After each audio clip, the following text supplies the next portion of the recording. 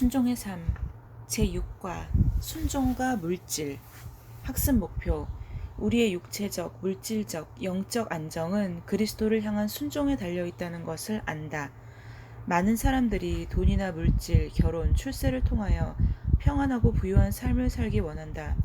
그러나 참 평안이란 전능하신 하나님과의 올바른 관계에서만 찾을 수 있다. 선물을 주신 분에게 감사하지는 않고 왜 그 선물만을 추구하는가? 하나님이 온 천지와 만물의 주인이시다. 세상의 모든 것이 다 그분의 것이다. 출애굽기 15장 5절. 세계가 다 내게 속하였나니 너희가 내 말을 잘 듣고 내 언약을 지키면 너희는 모든 민족 중에서 내 소유가 되겠고. 시편 50편 10절. 이는 삼림의 짐승들과 뭇산의 가축이 다 내 것이며 우리에게 일용할 것을 주실 수 있는 분은 오직 하나님뿐이다. 빌립보서 4장 19절. 나의 하나님이 그리스도 예수 안에서 영광 가운데 그 풍성한 대로 너희 모든 쓸 것을 채우시리라. 하나님을 우리의 삶 전체와 우리 모든 소유의 주인으로 모시지 않는 한 어떠한 교회에게도 진정한 평안은 없다. 세상과 세상의 것들이 약속하는 것은 거짓 평안이며 참 안정은 하나님의 뜻을 행할 때에만 얻을 수 있다. 1. 어리석은 부자. 누가복음 12장 13절로 34절을 읽으라. 무리 중에 한 사람이 이르되 선생님 내 형을 명하여 유산을 나와 나누게 하소서 하니 이르시되 이 사람아 누가 나를 너희의 재판장이나 물건 나누는 자로 세웠느냐 하시고 그들에게 이르시되 삼가 모든 탐심을 물리치라. 사람의 생명이 그 소유에 넉넉한 데 있지 아니하리라 하시고 또 비유로 그들에게 말하여 이르시되 한 부자가 그 밭에 소출이 풍성함에 심중에 생각하여 이르되 내가 곡식 쌓아 둘 곳이 없으니 어찌할까 하고 또 이르되 내가 이렇게 하리라. 내 곡간을 헐고 더 크게 짓고 내 모든 곡식과 물건을 거기 쌓아두리라.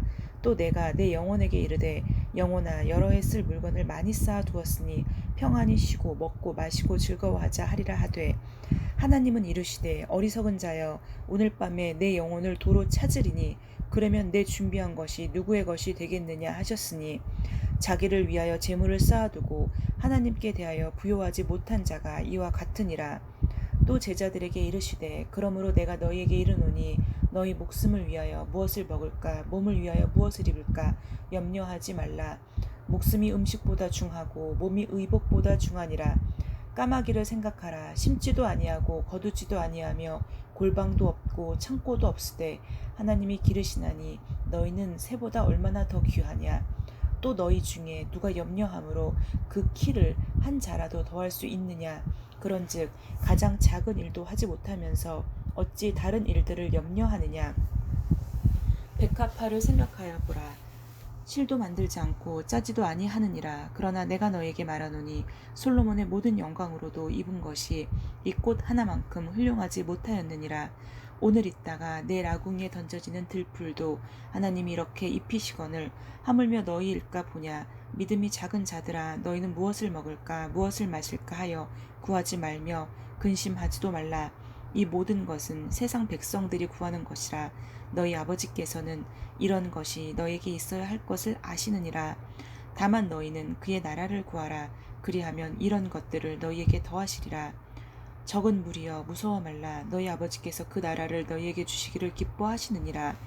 너희 소유를 팔아 구제하여 낡아지지 아니하는 배낭을 만들라. 곧 하늘에 둔 바 다 힘이 없는 보물이나 거기는 도둑도 가까이 하는 일이 없고 좀도 먹는 일이 없느니라. 너희 보물 있는 곳에는 너희 마음도 있으리라. 아멘. 13절에 나오는 사람이 가장 중요하게 여긴 것은 무엇이었겠는가? 13절. 무리 중 한 사람이 이르되 선생님 내 형을 명하여 유산을 나와 나누게 하소서 하니 가장 중요하게 여긴 것은 유산, 즉 재산을 많이 갖는 것이었습니다. 왜 예수님은 그의 요구를 거절하셨는가? 사람의 생명이 재산이 많은 것과 무관하기 때문입니다. 비유에 나오는 부자가 어리석었던 이유는 무엇인가? 죽으면 쌓아놓은 재산은 무용지물이 됩니다. 죽지 않을 것처럼 재산 불리기에만 신경을 쓰는 것을 어리석다고 하셨고 자신의 영생을 위해서는 아무것도 중요하게 생각하지 않은 것에 대해서 탓하셨습니다. 오늘날에도 사람들이 이 사람과 똑같은 실수를 어떻게 범하고 있는가? 이 세상은 우리가 그냥 거쳐가는 곳인데 이곳에서의 재산, 즉 영원하지 않은 것 모으기에 혈안이 되어서 살고 있습니다. 까마귀와 백합화의 비유를 통해서 예수님이 말씀하시는 것은 무엇입니까? 하나님이 돌보시는 세상 만물들은 물질에 대한 염려를 할 필요가 없습니다. 단지 그의 나라를 구하기를 힘써야 합니다. 또한 하나님께서는 구제하여 낡아지지 아니하는 배낭을 만들어야 한다고 말씀하셨는데, 이는 다른 사람들을 위한 삶이라는 여행에서 내가 나눌 수 있는 것들, 내가 받은 사랑, 말씀, 재능, 능력, 소유물, 재산을 포함한 그런 것들을 나누라는 말씀이십니다. 그리하면 하나님은 다시 채워주시고 낡지 아니한 풍성한 배낭을 우리에게 계속 주실 거라는 것입니다. 당신이 올바른 우선순위를 갖도록 하는데 이 비유가 어떤 도움을 주는가? 다음에 기사를 읽고 서로 의견을 나누라. 당신의 인생에서 물질은 어떤 위치를 차지하는가? 다음은 1948년에 발행된 한 신문에 에지워터 비치호텔에서 열리는 청년 재벌들의 회의였다라는 제목으로 실린 빌리 로즈의 글에서 발췌한 내용이다.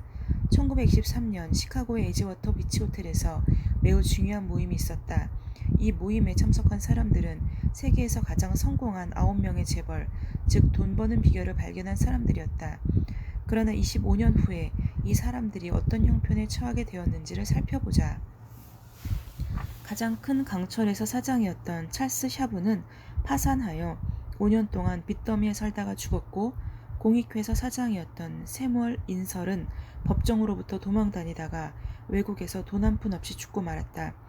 가스회사 사장이었던 하워드 홉스는 정신 이상자가 되었고, 소맥 투기 업자였던 아더 코드는 많은 부채를 지고 외국에서 죽었다. 뉴욕 증권거래 소장이었던 리처드 위트니는 싱싱 형무소에서 수감되었고, 정부 강요의 한 사람이었던 엘버트 폴은 감옥에서 죽기 직전 귀가 조치되었으며, 윌 스트리트의 곰이라고 불리던 주식 브로커 제시 리버모어와 전매회사의 이반 크루커는 자살했다. 국제정착은행 총재인 레온 프레이저 역시 자살로 그 인생을 마쳤다. 이들 모두는 돈 버는 기술은 배웠으나 참 인생을 사는 길은 배우지 못했던 것이다. 당신의 인생에서 물질은 어떤 위치를 차지하는가? 저는 돈 버는 기술도 별로 없고 인생에서 물질이 우선순위가 되어서는 안 된다라고 생각은 하고 있었지만, 역시 참 인생을 사는 길을 배웠다고는 할 수가 없습니다. 이제 제 인생 순위 1순위는 하나님, 제 2순위는 가족, 3순위 건강, 4순위는 직장, 일, 5순위가 물질일 것 같습니다. 물질을 통해 제가 나눌 수 있는 것들을 나눌 수 있는 기회를 앞으로의 인생에서 찾고 싶고, 그러한 것들을 위해서 기도하겠습니다. 2. 바울의 자족하는 삶. 빌립보서 4장 11절로 19절을 읽으라. 내가 궁핍함으로 말하는 것이 아니라 어떠한 형편에든지 나는 자족하기를 배웠노니, 나는 비천에 처할 줄도 알고 풍부에 처할 줄도 알아. 모든 일 곧 배부름과 배고픔과 풍부와 궁핍에도 처할 줄 아는 일체의 비결을 배웠노라. 내게 능력 주시는 자 안에서 내가 모든 것을 할 수 있느니라. 그러나 너희가 내 괴로움에 함께 참여하였으니 잘하였도다. 빌립보 사람들아, 너희도 알거니와 복음의 시초에 내가 마게도냐를 떠날 때에 주고받는 내 일에 참여한 교회가 너희 외에 아무도 없었느니라. 데살로니가에 있을 때에도 너희가 한 번뿐 아니라 2번이나 나의 쓸 것을 보내었도다. 내가 선물을 구함이 아니요 오직 너희에게 유익하도록 풍성한 열매를 구함이라. 내게는 모든 것이 있고 또 풍부한지라. 에바브로디도 편해 너희가 준 것을 반으로 받음으로 내가 풍족하니, 이는 받으실 만한 향기로운 제물이요 하나님을 기쁘시게 한 것이라. 나의 하나님이 그리스도 예수 안에서 영광 가운데 그 풍성한 대로 너희 모든 쓸 것을 채우시리라. 아멘. 바울은 돈이 없을 때 어떻게 반응했는가? 자족하기를 배웠고 어떤 상황에서든지 모든 일에도 처할 줄 아는 일체의 비결을 배웠습니다. 바울은 모든 환경에서 자족할 줄 아는 힘을 어디에서 얻었는가? 능력 주시는 자 곧 하나님에게서 배웠습니다. 19절에서 하나님은 우리에게 무엇을 약속하시는가? 19절은 나의 하나님이 그리스도 예수 안에서 영광 가운데 그 풍성한 대로 너희 모든 쓸 것을 채우시리라 부분입니다. 우리의 모든 쓸 것을 채워주신다고 약속하셨습니다. 바울이 부자들에게 주는 경고와 권면은 무엇인가? 디모데전서 6장 17절로 19절. 내가 이 세대에서 부한 자들을 명하여 마음을 높이지 말고 정황이 없는 재물에 소망을 두지 말고 오직 우리에게 모든 것을 후히 주사 누리게 하시는 하나님께 두며 선을 행하고 선한 사업을 많이 하고 나누어 주기를 좋아하며 너그러운 자가 되게 하라. 이것이 장래에 자기를 위하여 좋은 티를 쌓아 참된 생명을 취하는 것이니라.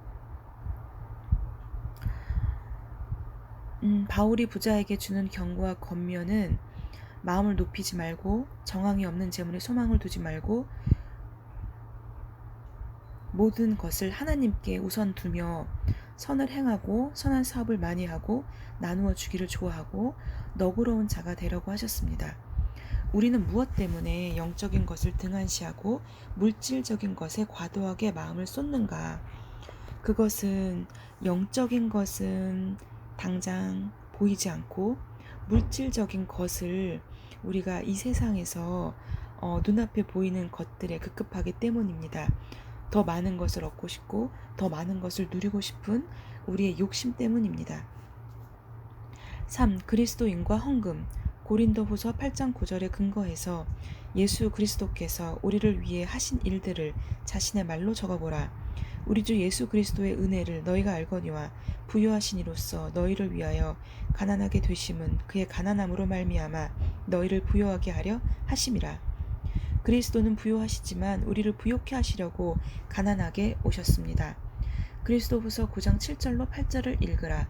헌금을 드리는 바른 자세는 무엇인가? 각각 그 마음에 정한 대로 할 것이요 인색함으로나 억지로 하지 말지니 하나님은 즐겨내는 자를 사랑하시느니라. 하나님이 능히 모든 은혜를 너희에게 넘치게 하시나니 이는 너희로 모든 일에 항상 모든 것이 넉넉하여 모든 착한 일을 넘치게 하게 하려 하심이라. 헌금을 드리는 바른 자세는 마음에서 정한 대로 인색함으로나 억지로 하지 않는 것입니다. 고린도후서 9장 8절에 모든이란 말을 사용한 것에 주목해보라. 하나님의 사역을 위해 희생적으로 바치면서도 항상 기뻐할 수 있는 이유는 무엇인가? 모든 일에 모든 것이 넉넉하게 주셔서 모든 선한 일을 우리가 할 수 있게 하실 것이기 때문입니다.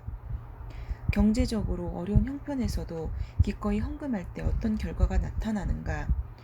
심는 자에게 씨와 먹을 양식을 주시는 이가 너희 심은 것을 주사 풍성하게 하시고 너희 의의 열매를 더하게 하시느니라. 다시 채워주실 거라 생각합니다. 오늘의 적용입니다. 이 과에서 당신에게 가장 의미 있는 것은 무엇인가? 바울의 자족하는 삶의 은혜입니다. 빌립보서 4장 12절 말씀에 따르면 바울은 비천에 처할 줄도 알고 풍부에 처할 줄도 알아서 모든 일 곧 배부름과 배고픔과 풍부와 궁핍에도 처할 줄 아는 일체의 비결을 배웠노라 라고 말했습니다. 은혜가 많이 되었습니다. 당신이 가장 소중히 여기는 소유물들을 적어보라. 기도하면서 그 소유물들을 하나님께 드리라. 그리고 그 소유물이 하나님의 것임을 나타내기 위해 어떤 행동을 할 것인지 적어보라. 사실 소유물이 아니지만 소유물처럼 살았습니다.